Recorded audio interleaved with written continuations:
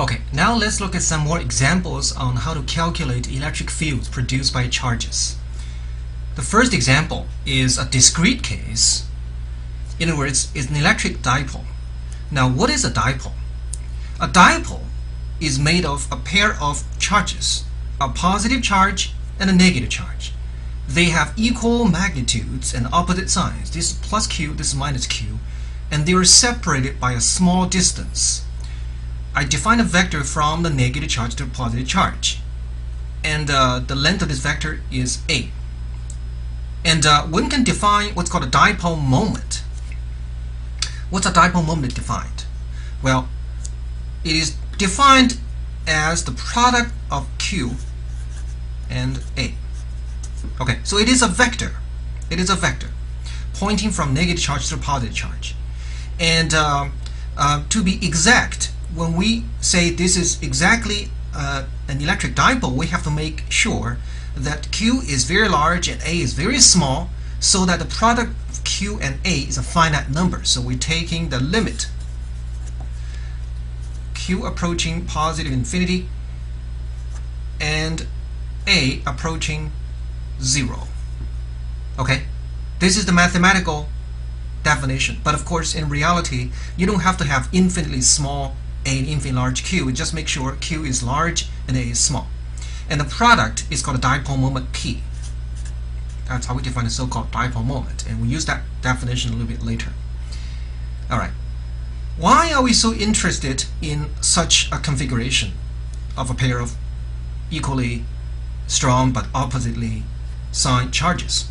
Well, it's because in many cases the system as a whole, like this system for example, is charge neutral, which means it does not contain any net charge, and yet the positive and negative centers within the system are not at the same place. So the negative charge is centered here, the positive charges are centered there, and because they are not centered at the same place, even though the entire system may be charge neutral, this charge and that charge will produce a slightly different electric field, so that this charge neutral system can still exert a net electric field on any charge nearby. An example would be molecules.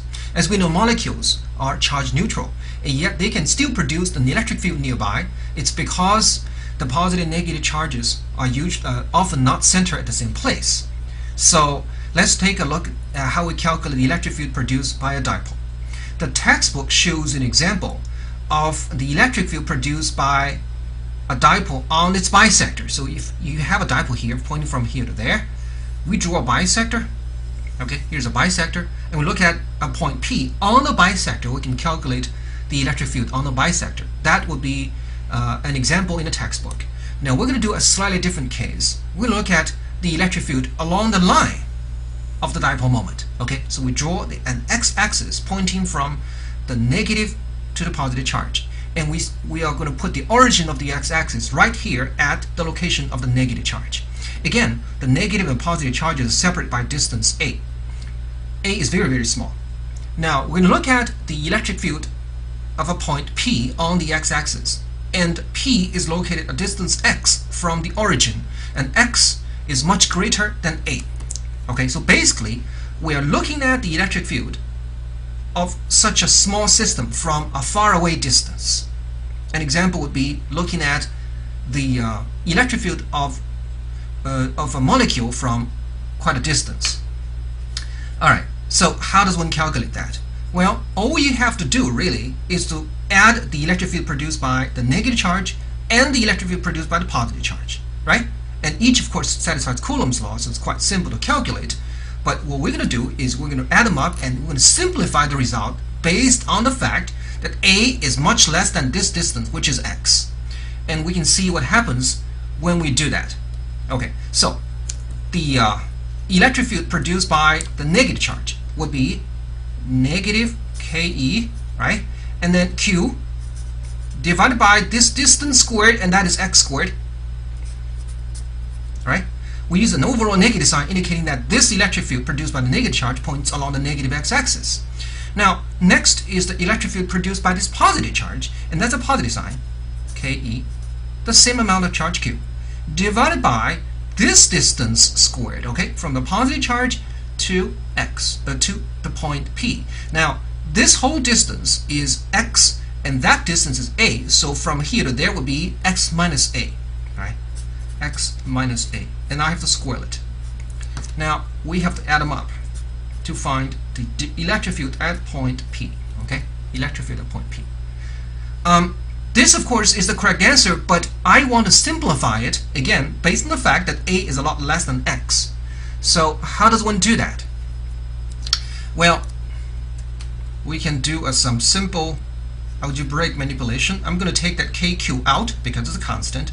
So that's kq. Okay. What's left is x minus a 1 over x minus a squared minus 1 over x squared. And I am going to work them out, okay? Let's do that. So what you get is kq x squared times x minus a squared. And what's here is x squared minus x minus a squared, right? So it's x squared minus x minus a squared. Okay. Now, let's keep on working. Very simple algebra. In the denominator, I have x squared times x minus a squared. Again, a is far less than x, so x minus a is roughly equal to x. So that goes like x to the power 4, right? X to the power 4 in the numerator. And in the denominator, so here I must use the fact that a over x, the absolute value, is far less than 1, okay? That's the reason why I can do that. I can simplify that. So here's an approximate sign. All right. In the numerator, let's see here. X squared minus x minus a squared. So x squared cancels with another x squared. I have 2xa, right? And then minus a to the power 2. Again, that will be a lot less than x times 8 because a is very small, so a squared is even smaller. So I throw that away. And you notice that I can also cancel 1 power of x. So overall, this becomes 2k and then qa over x to the power 3. Okay. Now qa, of course, is the dipole moment p, right? So this I can write as 2k p over x to the power 3. Okay. This is the expression for the electric field produced by a dipole on its own axis. You can see here there is a unique feature of the electric field produced by a dipole, and that is it decays like 1 over distance to the power 3, not to the power 2. In other words, it decays faster than that of a single charge. And that makes sense because these two fields weaken each other, okay? Because one is positive, the other is negative, so they tend to cancel each other out, but not quite because they're not quite that same distance. And you can see here that the electric field is proportional to the dipole moment P. Let's look at the dipole moment, Q times A. Now, in order to produce a strong electric field by this dipole, I want each charge to be greater. So the greater the charge Q, the greater dipole moment P, and therefore the greater the electric field.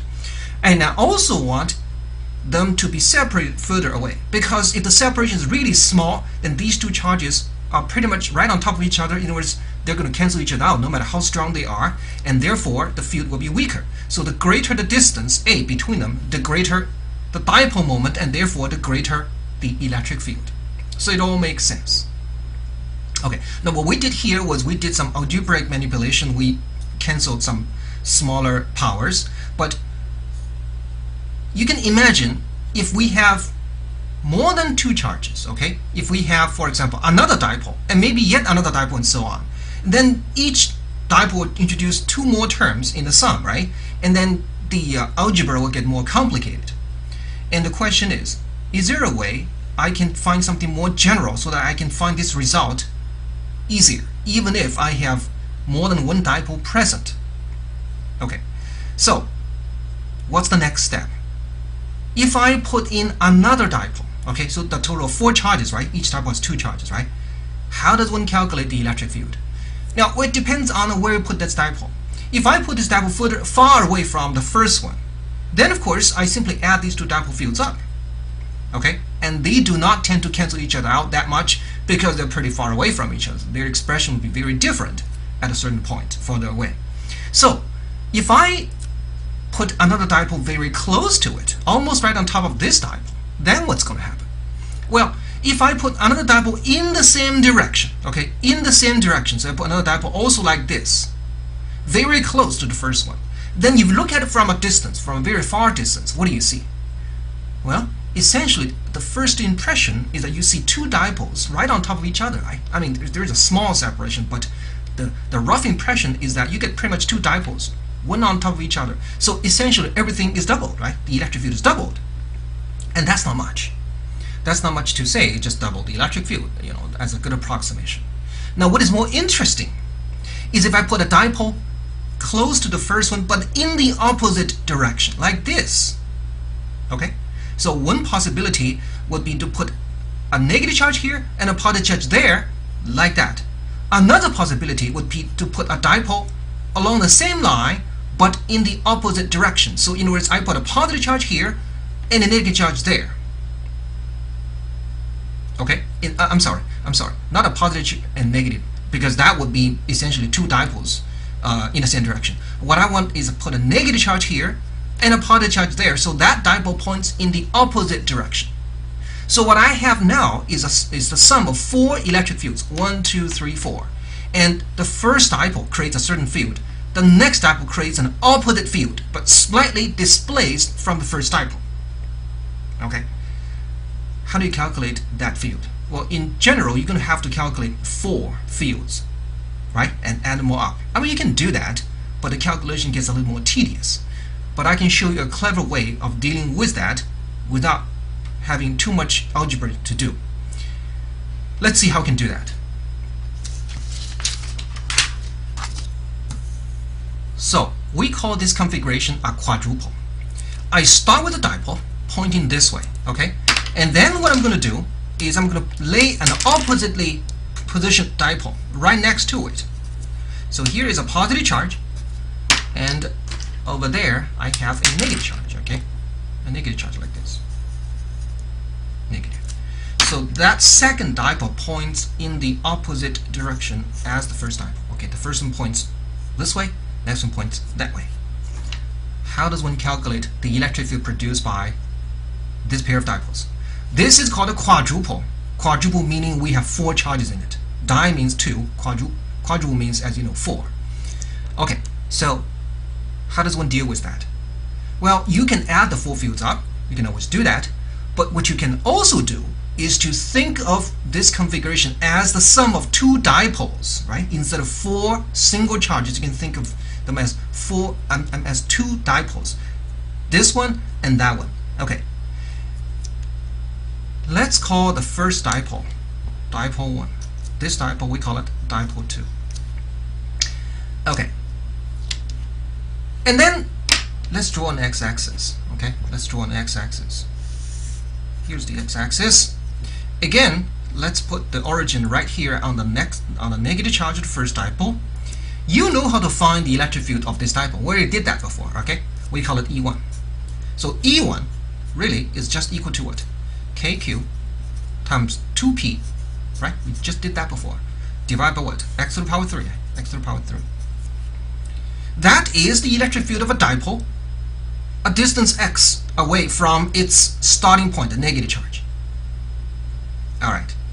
Now the question is, given this, what is E2, the electric field produced by the next dipole? Okay? Well, you don't have to start from scratch. Let's take a look at the difference between the first and the next dipole so we can see how we can modify E1 to get E2. So how does one get E2? First of all, E2 is produced by a dipole pointing in the opposite direction. So you see, the negative charge is actually closer to this point P than the positive charge. So the negative charge will produce a field going that way. So, you know, overall E2 is negative. Make sense? Okay, it's opposite to E1 in direction. Okay, and secondly, what's the other difference? The other difference is that you take the center of the first dipole, you move that distance in order to get the center of the second dipole, which means you have moved the center by distance A, right? I mean, this is from here to there is A, from here to there is A, so the center to center separation is A. So the center of this dipole is not a distance x from P, but rather a distance x minus a from P. Make sense? Okay, so how should you modify E2 from E1?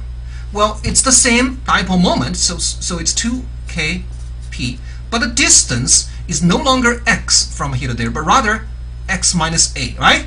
So x minus a to the power 3. Make sense? Okay, so we didn't have to start from single charge. We already did that before. Now what we have to do is to add these two up. Okay, so let's add these two up. So E is by superposition E1 plus E2. So all you have to do is add these up, but of course you can further simplify it, because after all A is a lot less than X. So after you add them up, okay, I'm going to take the constants out, the common factors out, 2kp 1 over x to the power 3 minus 1 over x to the power 3 x minus a to the power 3. Okay, and then the next step is, again, you can work them out, and when you see higher powers of a, you just throw them away, right? You can do the same thing, and we're gonna, in order to save some time, we're gonna just present the result. Okay, so if you do some simple algebra, you throw away higher powers of a because a is very small, you're gonna get this negative, because the overall field is controlled by this type, which is closer to point P, so it's a negative field going that way. 6k PA over x to the power 4. So you see it decays even faster than a dipole, which makes sense, but there is a factor a here, so the dimension is still correct. So this is how you calculate the electric field of a quadrupole. Alright, now if you extend this discussion beyond quadrupole, okay, so you start with the dipole, and then you put two opposite dipoles right next to each other, you get a quadrupole. What if you put two opposite quadrupoles right next to each other? Then how many total charges do we have now? 1, 2, 3, 4, then double that, you got 8, right? You don't want to really find E1 through E8 and then you add them all up, right? That takes so much time. And what if you have two opposite, what if you have, such a configuration with two opposite quadrupoles, and you put another configuration opposing, you reversing everything, and you put next to it? The situation gets just more and more complicated. So in general, how do you find the electric field of a multi-pole, not just a dipole, a quadrupole, but higher order poles? How do you do that? Okay, actually, the general idea, we already have, have some sense how we can do that from this expression. You see here, when you calculate the electric field of a dipole, quadrupole, we didn't start from single charge, rather we start from dipole, from the previous stage. Okay, so if you want to find the general idea when you have a certain configuration, let's say a quadrupole or dipole, whatever, and it's got a, it's got an arrow this way indicating the direction of the pole, and then you put something equal strengths but opposite direction right next to it. Okay, how does one find the electric field of this multipole? So in other words, how do you go from this stage to the next stage, such as from the dipole to the quadrupole? Well, you don't start from single point charges within each pole. Rather, you find the electric field of this pole, okay, and you modify that to find the electric field of that pole. And then what you do is, all you have to do is to modify this, and then you add these two fields up. That's all you have to do. That's what we did. We found E1 and modified it, we found E2. Now we add E1 and E2 together. That's what we did. Okay, so let's look at a general idea. Suppose I know how to calculate the electric field of this pole, okay, whether it's a dipole, quadrupole, whatever, and I call it E1, okay, E1. Assuming for simplicity right now that everything is in one dimension, okay, in one dimension, so that I don't have to use the arrows. And then once you get E1, E1 is a function of x, plus a bunch of other things, right? What about E2? How is E2 different from E1? Well, first of all, E2, so this one, this 2, okay, E2 points in the opposite direction as E1, that's for sure, because everything has reversed. So it's minus sign. And secondly, E2 differs from E1 in the sense that there is a displacement between the center here and the center there. Let's say the displacement equals A. Okay, so this is x, the other one would be x minus A. That is all there is to it. See? That's all there is to it. So that it will be the next stage. Okay, so from E1, you can get the next stage E. Say E1 is the dipole field, E2 would be, this E would be a quadruple field. Now, we can further simplify this because again, A is far less than x. So what I'm going to do is I'm going to Taylor expand the next term. Okay, I'm going to Taylor expand the next term. So E1, I'm going to copy that, and E2 is I'm going to expand it around A equal to 0. So this is roughly equal to, as you know, E1 at x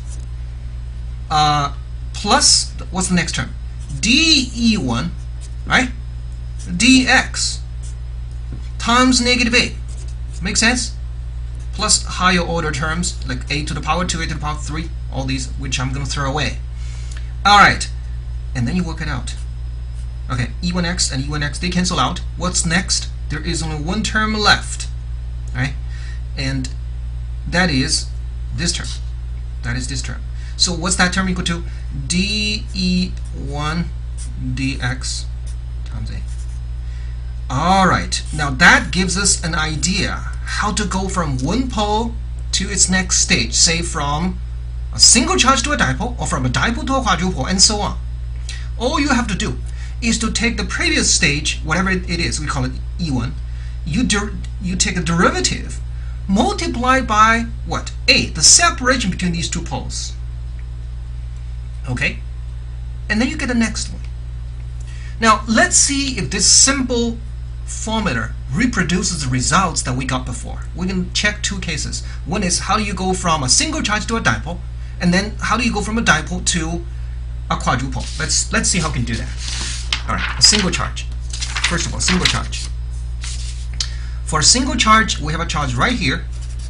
The electric field produced by this charge at point P at distance x from that would be kq over x squared. Everybody knows that, right? Everybody knows that. And then from that, how do you find a dipole field? Well, according to our formula here, you just take the derivative dE dx times A. All right, so you have another charge here. Distance is A. That will be a dipole, right? So how do you calculate the electric field of a dipole now? Okay, that would be take kq x squared. You differentiate it, right? That's the formula we use, times A. And let's see what we get. Okay, let's see what we get. So what do we get? Well, it's x to the power negative 2, so you take derivative negative kq, copy that A. X to the power, there's a 2 here, and then x to the power 3. See that? That indeed is the electric field of a dipole. If you check that, you check what we got before. You see that? P is Q times A. P is Q times A. Okay. Now the only thing missing is a negative sign, and that is only because in our case we put negative Q in front of positive Q, so of course the overall field goes that way. That's negative. You put a negative charge over there, then you would automatically acquire a negative sign. Okay, so that works between a single charge and a dipole. Now let's go from a dipole to a quadrupole. Okay, so we put a dipole here, negative, positive, and you put another dipole there, positive, negative. This guy has a field which is equal to that. Of course, there is no negative sign because now we go from negative to positive. So at that point, the overall field points that way. Okay, so we start with this guy without a negative sign. So it's k, 2k, q times a is p, right? P, x to the power 3. Right? And we differentiate it, remember that? And then we multiply by a, okay? That's all we have to do. That should reproduce the quadruple field, if our argument is correct. Is it? Well, let's see here. Differentiate, okay. X to the power negative 3.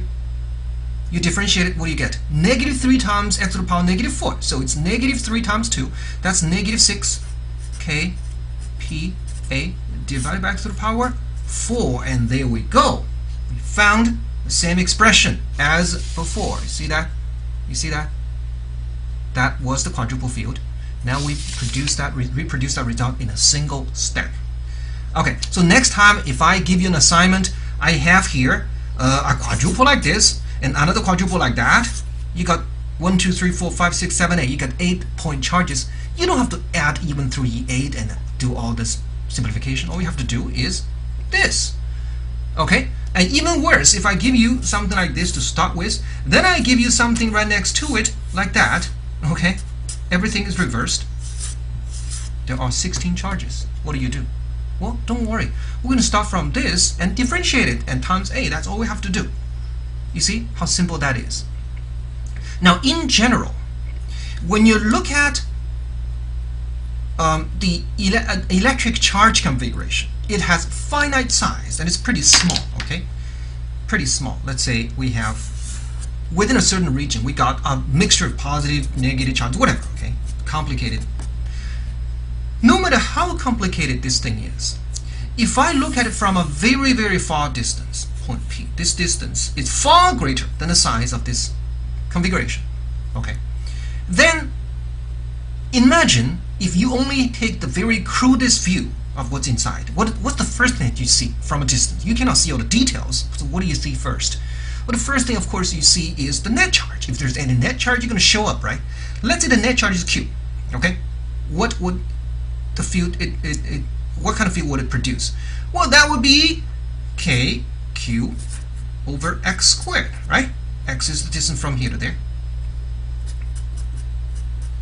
Okay, but on top of that, because it's not a single net charge centered wherever it is, rather it's a mixture of positive and negative charges everywhere, right, within the region, right? So on top of that, you will also see the next term, which is the dipole term, okay, plus something over X squared, X to the power 3. That is the signature of a dipole field, 1 over X to the power 3. And then the next term will be the quadruple term, X to the power 4. And the next term is higher order pole, and so on. You see here, 1 over X to the power 2, 1 over X to the power 3, 1 over X to the power 4. It's a series expansion. Okay, it's a series expansion. And mathematically, you can see this very neat, but physically, each term has its own meaning. This is a single charge term. Sometimes we call it a monopole term. Monopole means there is only a single charge. This is the dipole term. This is the quadruple term, and so on. Now, what if you have a charge-neutral system, such as a molecule? Then, what is Q equal to?